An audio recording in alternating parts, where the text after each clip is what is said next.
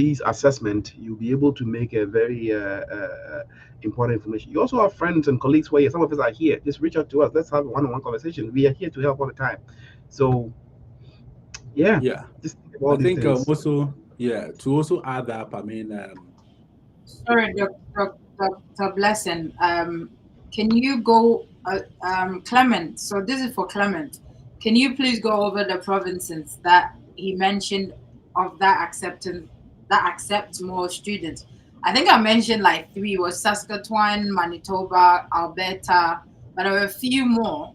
So if you can go over the provinces, yeah. So, for and Clement. also we have Newfoundland. Okay, Newfoundland. Okay, so Alberta, Saskatchewan, Newfoundland, Labrador. These are the specific, and also Manitoba. Okay, so these are the specific areas that I mean he can look more into. If you were you able to get it? Alberta, Labrador, Saskatchewan, Yeah, Manitoba, Newfoundland. and Yes, and Newfoundland. also Quebec as well. Yes. Quebec. That's the French. Quebec. Yeah, that's the Okay. French area. It's Okay. actually Quebec is on the list of where I want to go to. So Oh, that's okay. just by the way. Okay. Quebec is it's a beautiful city. Yeah, Quebec, beautiful. I know. it's a very beautiful state. If you go to Montreal, man, Montreal, it yeah. looks like But those people are. right now you have to also be very, very careful, especially I mean if you are coming to Montreal. Because now the in terms of the rates of them I mean sucking people back to what to Ghana or maybe in other countries is very high. I mean, especially Nigerians. I've been able to have a lot of chat with a lot of Nigerians, and when they get there, they give them. I think they can spend like 2-3 hours at the port of entry, and then it's something different altogether. I mean, I know some cases are different, but then just to give people heads up, most people advise that you don't use the Montreal airport, but then I don't know why. I can't speak It's more to that. it's the But French. What do then you expect from them? I know. So probably just to give people heads up, I think that most people that have been through that airport, I think they are really um, going through a lot of I mean tough time with the immigration over there. So I mean just to give it's a nice place, I must say, but then just be prepared. Anything can happen, or you can just even move through it safely. So I mean back to my point. Um, with the new rules also for the new policies, I wanted to also add up that there's also the new rules for, I mean, off-campus work. Okay, in Canada, I mean, it's one of the key things that I wanted to also touch on. The government, I mean, I think last year they relaxed the restrictions on the number of hours that international students can also work off campus. That was, I think, November 2022 to December 2023. And then the current IRCC, I mean, Minister Macmillan also renewed the offer in January 2024 to I think April 2024 that students can work on limited hours. Okay, so previously it was I mean students were allowed to work more than 20 hours per week during the academic work sessions. That was off campus. So it's more literally like you're working full time. And I must say that hours myself I really benefited a lot. I must say. I mean, yeah, put on record. So aside that as well, recently the IRCC, I mean, Macmillan also came and then indicated, I think that was May, he indicated that students are no longer allowed to work, I mean, unlimited hours, but instead of the 20 hours, now they are going to make it 24 hours, okay, starting from fall.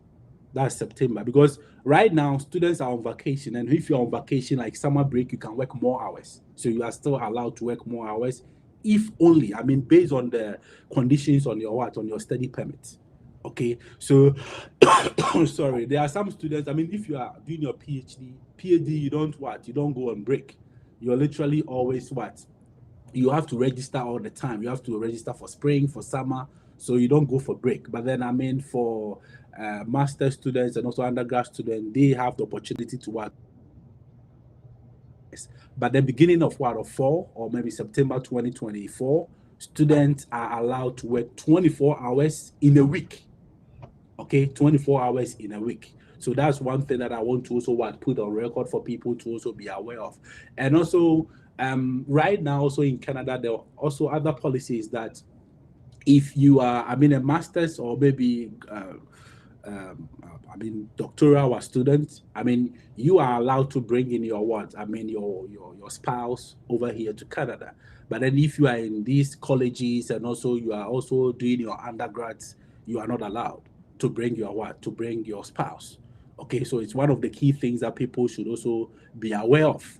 Because right now, I mean, there were, I think, a category of people that, I mean, I don't want to mention their names here, but then that, I mean, the government realized that they were bringing a lot of people, not like they were their spouse, but then they were having other things, I mean, crooked ways that they were doing things to bring people into the what? Into the system. And these people were, I mean, doing undergrads and stuff like that. So right now, it's only masters and also, I mean, doctoral students who are allowed to bring in their spouse to Canada. And one thing is that also another new policy is that at first students were allowed to go to the border, the port of entry. I mean, if Canada share a border with any, I mean, the US, there are a lot of points that, I mean, Canada and US, we share border. So you can just go there and, I mean, you will apply for, I mean, your PGWP. The PGWP is the postgraduate work permit. So when you are done, you send all your documents, you get it that same day.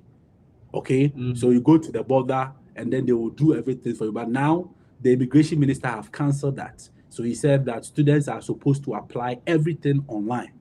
Okay, so the good thing was that if you apply for that, I mean, the PGWP at the port of, I mean, the border, checkpoint, that place, you'll be able to get it that same day. But then with the online, it can take you like maybe a month and then you've not received anything.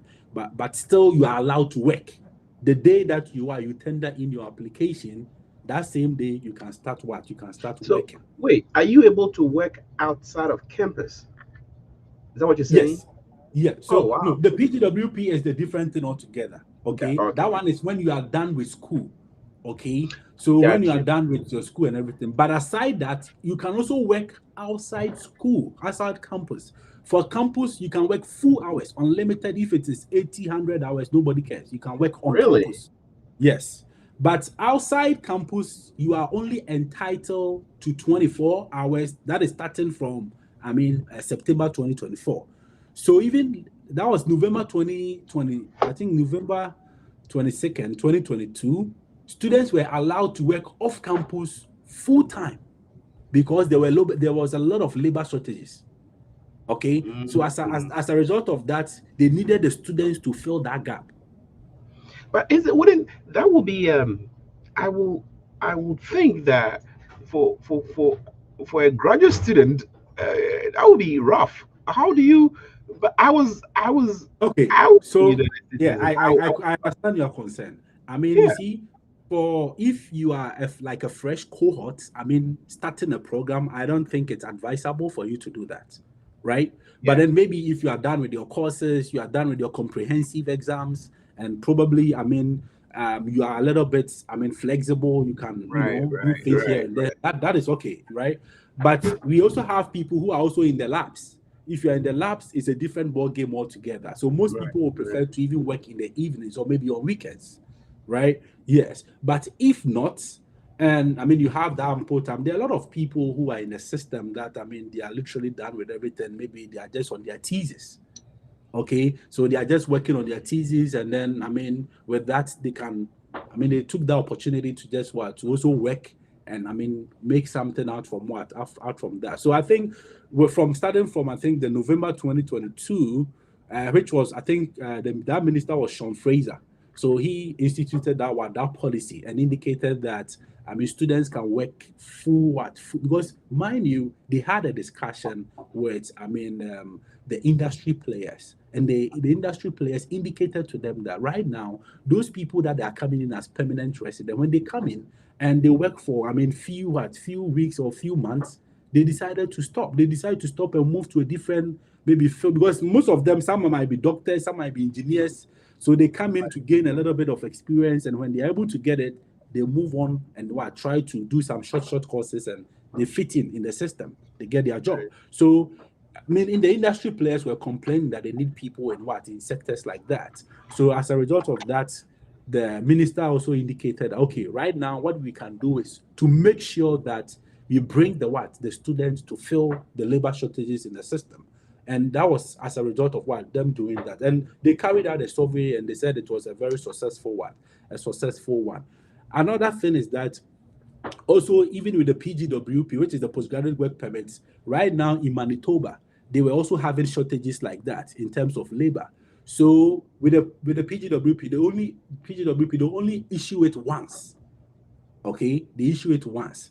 And if you do a program, at first, when you do a program for 1 year, especially for, master's program, they will give you only 1 year. But now there's a new policy that they've changed it. So if you do 1 year master's, you are still entitled to get 3 years postgraduate work permit to get enough experience. Okay, so it happens in that. But then if you are doing these short, maybe deep postgraduate, courses, certificate programs, which is like 8 months, with that one they will just give you 1 year. But then for masters, for doctorate, and then undergraduate, that one is a lot of years. So they'll give you the 3 years in that regard. So as a result of that, now Manitoba, they decided, because there were a lot of labor shortages, they decided that they are going to also renew, postgraduate students who work permit was expiring. I think the beginning of January, they decided to renew it for them all. So most people's one expired in December, some also in January. So they've renewed it for them because they are encountering a lot of labor shortages in that particular province. And as a result of that, now students have get opportunity to work more and now to establish a very good chemistry with their industry leaders to help them get the PR, and also we have the provincial nominee programs that some have been able to get authorized document to apply for some of these things as well. So these are some of the things that I think I could also add to it. Yeah. I think Canada is becoming more or less a very friendlier country to go for international. It used to be the US. The US is big. Like you guys are in your own world. Yeah. But in terms of leniency, and it's more being in terms of acceptance, and having more or less the favorable environment for international students. I think Canada is gradually becoming a more favorable country to go to. That's my opinion. Yeah, that's true. And recently too, if you see, one thing is that if even you are an international student, okay, there are some international students who have an experience, like work experience back home. Okay, so when you come to Canada, maybe you did your master's, or maybe you did your first degree in Ghana, or maybe in any other part of the country, and then or other part of the world, and then you come to Canada with the experience that you have.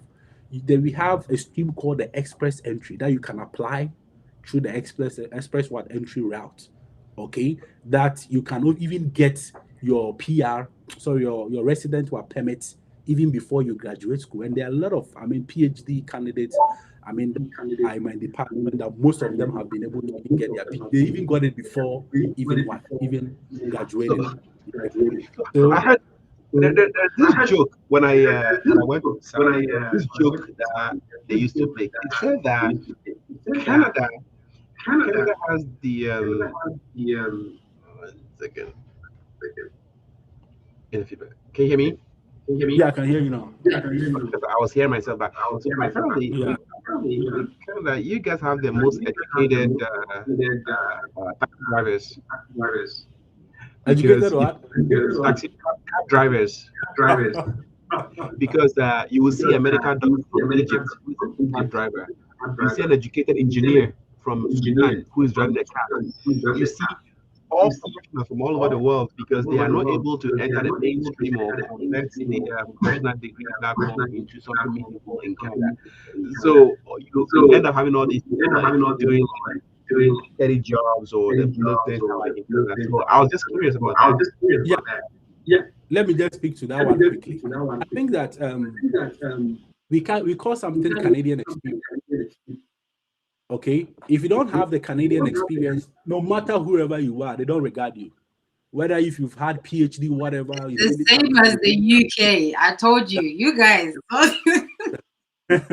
Exactly. So if you don't have that experience, I mean, forget. So you see, the people that we say that we kind of a little bit accept are the G7 countries and those who speak English, right?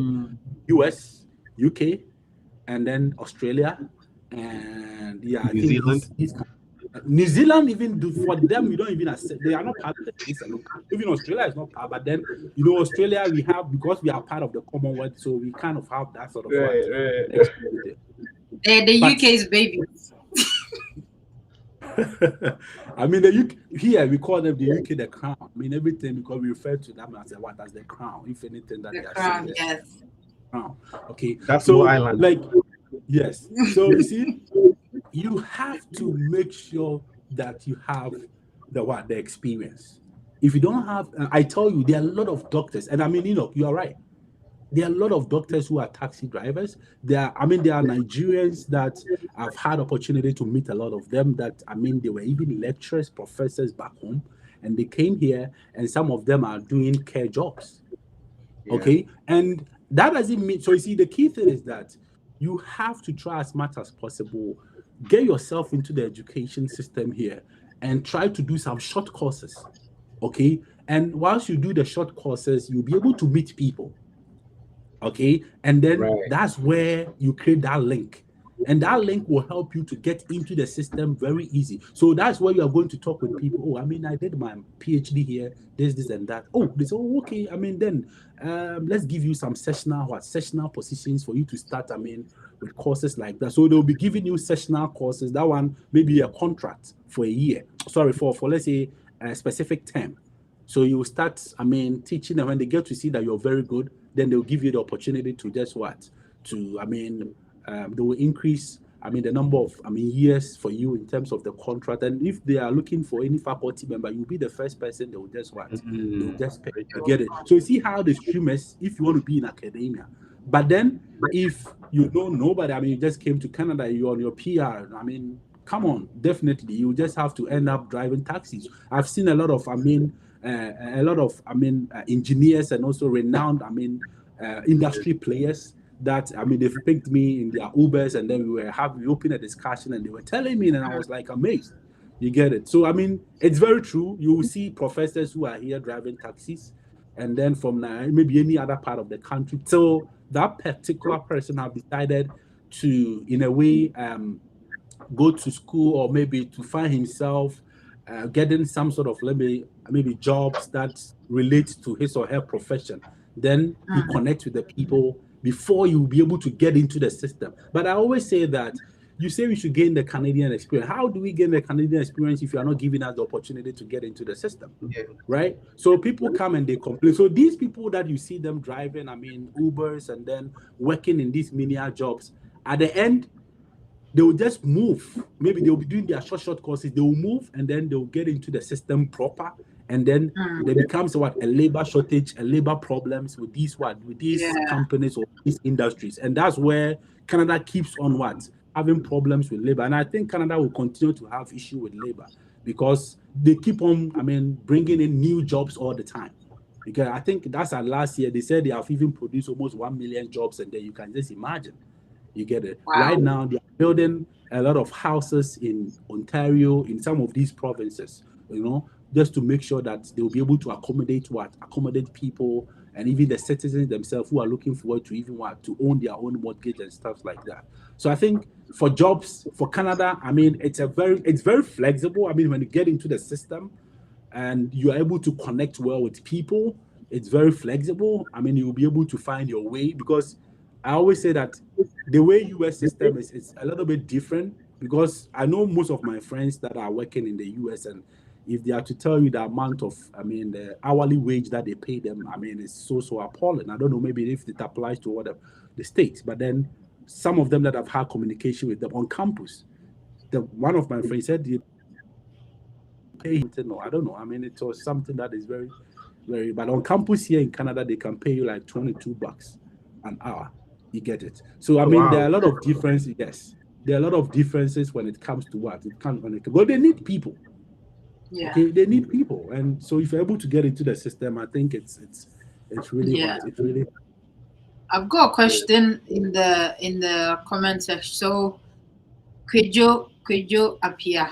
Thank you. So this what you're saying is this has been a great conversation that helps us learn from the mistakes of our counterparts and avoid repeating them. Yes, that's why we keep having these sort of events or conversations to, be able to talk about what is out there and how people can prevent it.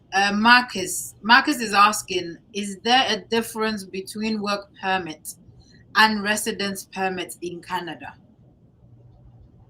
Yes, of course. I mean, there is. I mean, before you can get a resident permit. I mean, definitely you should be able to get a work permit first, okay, and then you work with a work permit. So the work permit will more or less give you the opportunity for you to, apply for your resident permit in the country. So, for instance, even in some of the jobs, some some of the companies will even prefer to help you get your resident permit if you are working with them. Some of them will indicate that if you have 1 year experience with them, and that is also a fact with, I think, with the IRCC, you have to have a number of hours that you've worked with the specific industry or company. So maybe if it's like 780 hours or 1,050 hours, then that one will be like, let's say, for 6 months.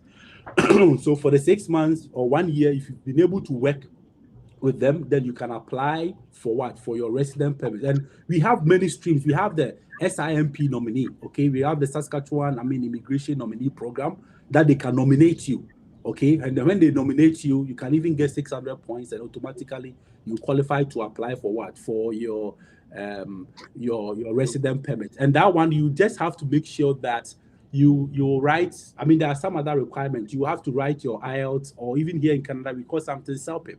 Okay, you can also write your CELPIP. And I mean, if you're in the healthcare, if you get bands of 6, you're still allowed to just to go over. Okay, but then there are some of the different fields that if your band is higher, it's good. And they will have to also calculate your CRS score. Okay, so the CRS score, it's culminates. I mean, we have your age, we have your, whether if you've schooled in Canada, they all give you points. Okay, I think there are a lot of them. I don't have it here right now, but then they all give you points, your age, your education, the work experience, all these things will give you points. And you'll be able to just apply for your resident. So there are a lot of streams. As I said, there's even the popular one, the express entry. Okay, that's also one of the key things as well. Okay, that you can also apply as well. When you come to Canada, and then you have the requisite informations, and then you check your CRS score, and if you see that you deem fit, okay, you can apply. But in Canada, you have to get a work permit, get the experience before you apply for your resident one. So the work permit is giving you the opportunity to work in the system. And also the permanent residency, you being a permanent resident, you don't literally, need to, it's more or less like, I would say, a step down of someone who's a citizen. Okay, you're on your way to being a citizen. That's very close. Okay, you work maybe for some number of years, and then you can just apply and get your citizenship. So work permits, PR comes next, and then your citizenship is the last aspect of it. So you need to, without getting the work permit, unless maybe other streams. Okay, maybe you came in. There are some people also. Recently there have been a new policy also that came out that they were looking for health workers, a lot of health workers. So as a result of that, you can even apply for PR, permanent resident, back from your home before you come to Canada. And when you come to Canada, they will issue it to you at the point of entry before you enter with your PR card. Okay, so this is one of the new policies that has come. But then if you want to delve much deeper, I think we have to sit down, and then I'll just run you through all the processes for you to just to know how the whole thing is. But then work permits is something that most students, if you school here in Canada, the next stage is you getting a postgraduate work permit that is open. We have some work permits too that are open, and some are also closed. So meaning that the open, you can work in any other industry.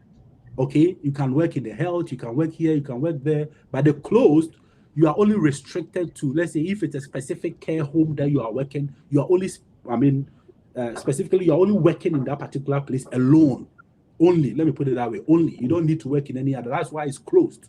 So if it expires, they are the only company that can help you to just what to also, renew it or stuff like. But then the PGWP, when you graduate from school, the IRCC, they give you what you apply for it, and when they give it to you, it's open. You can work anywhere.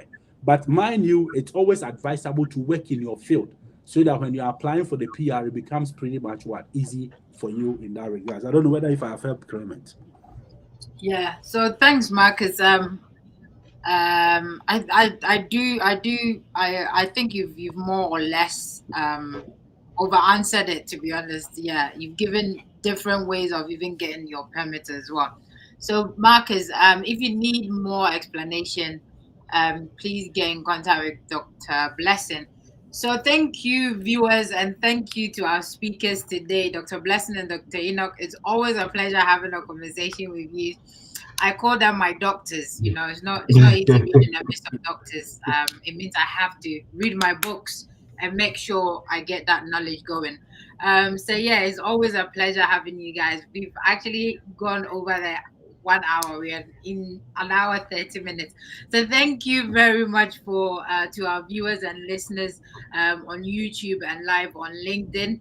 I hope all your questions have been answered. I have found it very educative. I don't know about our listeners. I hope you have as well. With all these visa changes, sometimes it's rapid. You give someone an advice now, you go on the official website and it's all changed. So our advice is keep on reading, keep on researching, keep on. Like we cannot hammer this enough. Like someone, even getting everything and then going to the borders and being returned home. It's not always friendly out there. However, like we keep saying, it's not to scare you. It's just to say this could potentially happen. So make sure you're crossing your T's and dotting your I's. Make sure you do not go getting stranded halfway through your process. The last thing you want is having to cross all the hurdles in applying for schools to get your admission, applying for funding to get funding, finally getting your visa and getting to the border, only to realize you've made one mistake here or there, and then it means having to go through asylum, which we do not want for anybody, because it's not pleasant and it restricts you or makes life very tough for you. So we hope it's been helpful. So Beatrice, thanks for joining. Insightful, Dr. Blessing. I'm late, but I've learned something. Thank you. Elinam, thank you, Dr. Blessing. Very insightful submission. Thank you. If my name is Efwa, I like to be fancy. If yeah, for organizing this, thank you as well, Elinam.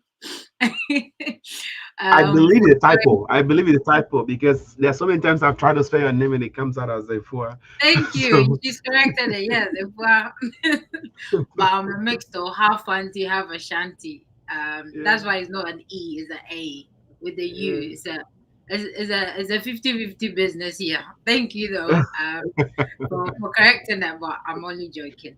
Marcus, thanks for the show. It's always very informative. Yes, Marcus.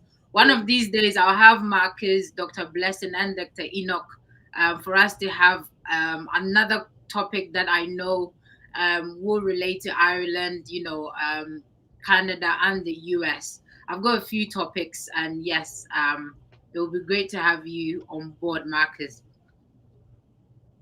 Thank you, Dr. Enoch. Yes, Anthony, thank you, guys. This was an awesome session. I see you, Elenam. Yeah, we see you too, Elenam, correcting my name and all. Yes, guys, thank you for making the comment session a great one. That means you are listening, and we thank you very much.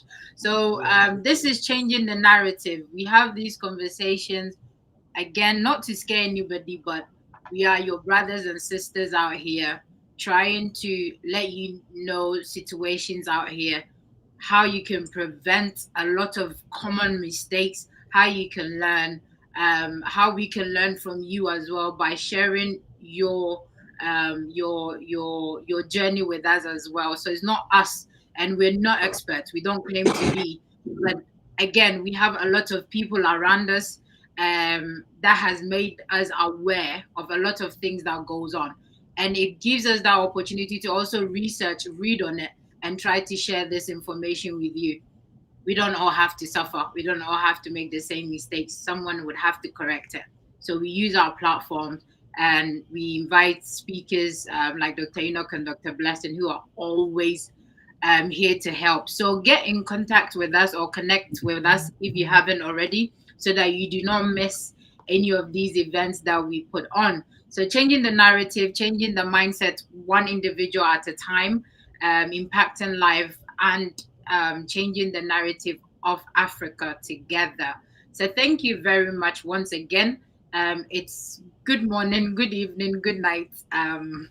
Wherever you find yourself in the world, enjoy the weekend. Don't do what I wouldn't do, and take care, and do get in contact if you need any more advice or if you need any help with anything during the process. So it's bye from us. Thank you very much. See ya.